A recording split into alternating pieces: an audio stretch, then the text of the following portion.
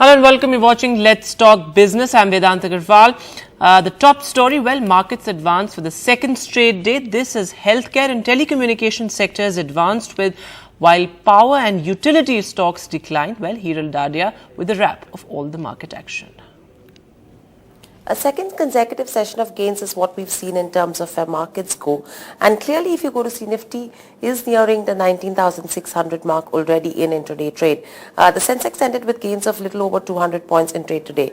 It was interesting to see how Bank Nifty has not been participating in the upside. And clearly, there has been selling pressure in terms of both the private as well as the PSU banking space. And you had the Bank Nifty which underperformed the benchmark indices. It was Nifty Pharma which was the top gaining sector, and the breadth was pretty much in favor of the bulls.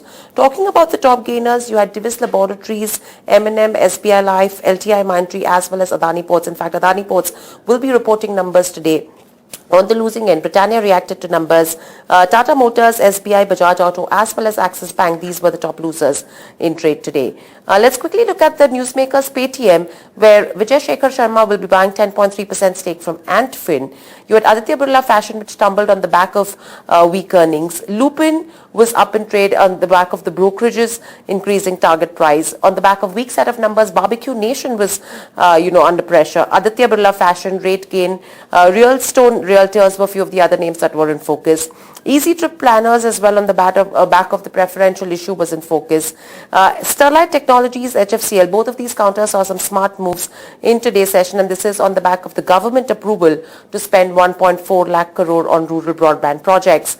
Dixon Technologies was under pressure today as the import of electronics such as laptops and PCs will be allowed till 31st October, so the date has been pushed slightly, and that's why you saw pressure on that one. Coromandel International on the back of the drones order was in focus. Vector Foods, as we mentioned, on the back of earnings saw some good moves, and the India Cement was in focus on the back of earnings. So overall, a lot of newsmakers in trade today, an overall good day of trade, but there is some consolidation still that is on the cards as we speak. Back to you.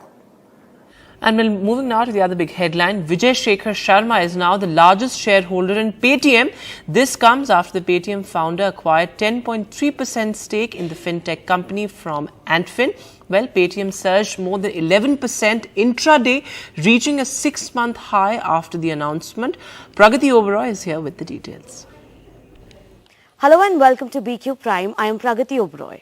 Paytm's founder and CEO Vijay Shekhar Sharma will acquire a 10.3% stake in the company from Antfin. Antfin, which is a part of the Alibaba Group, will cease to be the largest shareholder in Paytm with this transaction.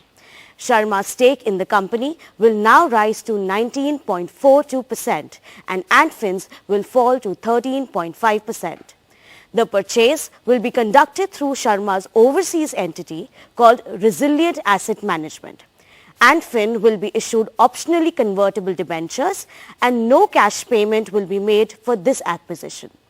Owing to these debentures, Antfin will also continue to hold economic interest linked to these shares. But the voting rights and the ownership of the shares will move to Sharma's overseas entity. Paytm has also clarified that there will be no change in the management or control of the company. Vijay Shekhar Sharma will continue as the MD and CEO. And other news, JK Tyre started FY24 on a strong footing. The company reported an over 4-fold rise in net profit for the first quarter. Margins expanded too. The company is increasing its focus on premiumization of the product mix. BQ Prime spoke to Sanjeev Agarwal of JK Tyre & Industries. Listen in. We have been launching innovative products and very high premium quality products as well. And the same is the case not only in the two-wheeler and three-wheeler segment which you have mentioned, but also in the case of PCR segment as well. And we have launched this smart tire and also some other tires, puncture card tires. And the main thing is that we have been now improving the sales in the 16-inch plus tire category, which is a premium category. And this is contributing a larger revenue in the company. So the percentage is different for various products, but this is improving quite a bit. Meanwhile, pharma stocks continue to rally. Aurobindo hit a 52-week high in trade today, while other names like Glenmark, Sun Pharma also saw an uptick. Is it the right time to invest in pharma?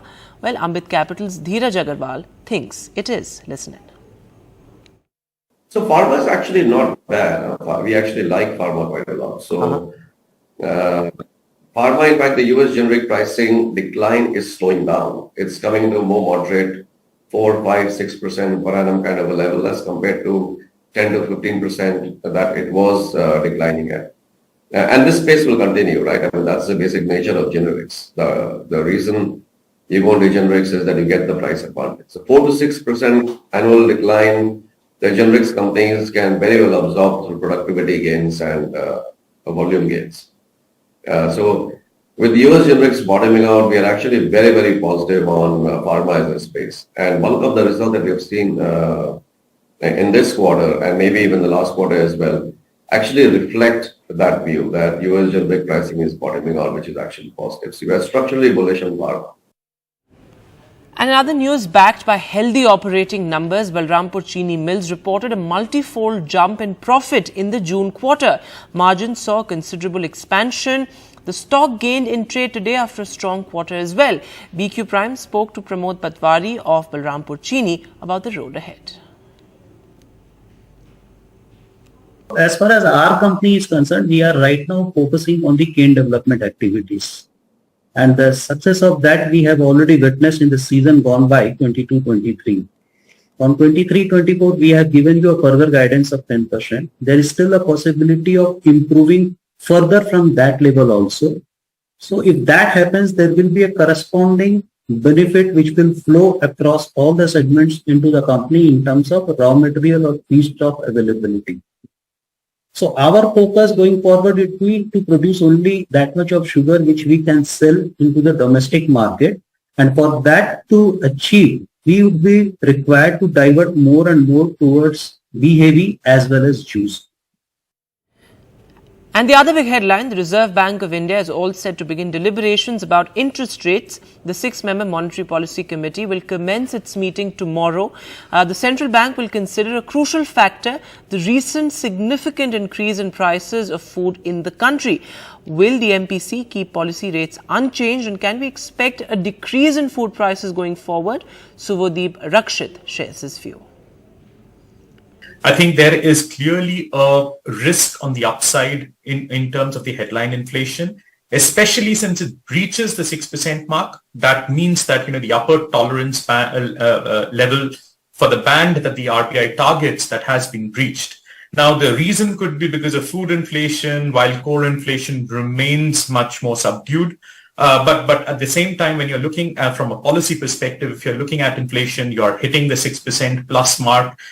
August print would be closer to 7% because the food prices are continuing to rise. So to that extent, it's a period where the RBI would want to be as cautious as it can. This is the period where seasonally prices are on the higher side, and you get to see food inflation, vegetables inflation, pulses, etc. on the higher side. So to that extent, I think it's important to note that this should be transitory, but the degree of fall still remains a question. So, well, that's all that we have on Let's Talk Business today. Short break now. News and updates continue on the other side.